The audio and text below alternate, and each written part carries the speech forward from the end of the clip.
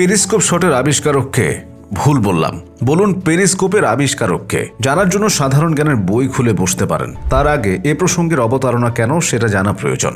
বাংলাদেশের ওপেনার সৌম্য সরকারের নিজস্ব এক আবিষ্কার আছে, যেটার নাম পেয়ে গেছে পেরিস্কোপ শট।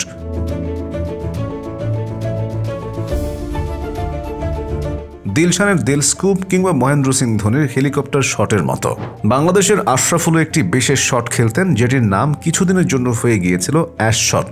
এই শটটির নাম পেরিস্কোপ দেওয়ার পেছনে এক বিশেষ কারণ রয়েছে। পেরিস্কোপ একটি যন্ত্র যা সাধারণত পানির নিচে বা অবরুদ্ধ স্থান থেকে দৃশ্য দেখার জন্য ব্যবহৃত হয়। এর মাধ্যমে সবকিছু দেখা যায়, ঠিক যেমন সৌম্যের এই শটটি খেলার সময় বোলার বলের গতিপথ দেখতে পারেন না। শটটির দৃষ্টিভঙ্গি এবং পথের কারণে বিশেষজ্ঞরা এটি পেরিস্কোপ শট নামে অভিহিত করেছেন। পেরিস্কোপ শটকে এতটা মুগ্ধতার পর্যায়ে নিয়ে যাবেন সৌম্য সরকার, সেটা সম্ভবত তিনি নিজেও ভাবতে পারেননি। ব্যাটকে গিটার চালানোর ভঙ্গিতে যে বাউন্সারগুলো বা শর্ট বলগুলোকে তিনি উইকেট রক্ষক অথবা প্রথম স্লিপের মাথার উপর দিয়ে পাঠিয়ে দেন, সেগুলোকে পেরিস্কোপ শট বলা হয়ে থাকে। বুকের কাছাকাছি উঠে আসা বলগুলো সচিন টেন্ডুলকারও আপার কাট করে খেলেছেন, কিন্তু সৌম্য সেগুলো খেলেন কিছুটা দেরিতে। বলের লাইন কিছুটা দেখে তারপর আপার কাট করেন, এ কারণেই সেটার নাম পেয়ে গেছে পেরিস্কোপ। পায়ের পাতায় ভর দিয়েও এ শট খেলেন সৌম্য। 2015 সালে পাকিস্তানের বিপক্ষে সিরিজের প্রথম পেরিস্কোপ শটের ক্যারিশমা দেখান তিনি। এরপর সুযোগ পেলেই নিজের আবিষ্কারে শান দিয়ে নেন তিনি। অসাধারণ আত্মবিশ্বাস দেখা যায় সৌম্যের এই শটগুলোতে। দেখলে যে কেউ এই শটে মুগ্ধ হয়ে যায়, মাঠের সব দর্শকরা সহ। মাঠে যখন এই শট খেলেন তিনি, তখন নন স্ট্রাইকিং প্রান্তে দাঁড়িয়েছিলেন ইংলিশ আম্পায়ার রোলি ব্ল্যাক। সৌম্যের শট দেখে তিনি এতটাই মুগ্ধ হয়েছেন যে সঙ্গে সঙ্গেই মৃদু হাততালি দিয়ে অভিবাদন জানালেন।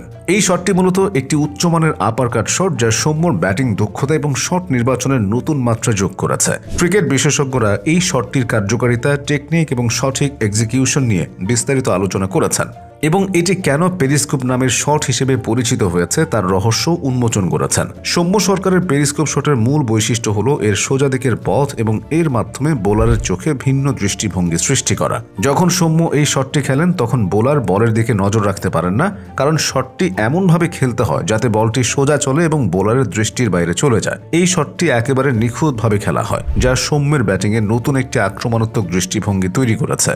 প্রথমবারের মতো পেরিস্কোপ শট খেলা কিছুটা কঠিন হতে পারে, তবে নিয়মিত অনুশীলনে এটি আরও নিখুঁত এবং কার্যকরী হয়ে ওঠে।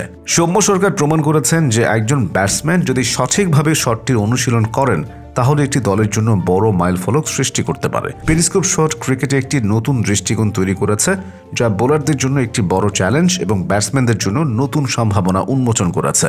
সৌম্যের এই শটটি আরও অনেক ব্যাটসম্যানকে অনুপ্রাণিত করবে এবং ক্রিকেটের শট নির্বাচনের ক্ষেত্রে নতুন একটি অধ্যায় যোগ করবে।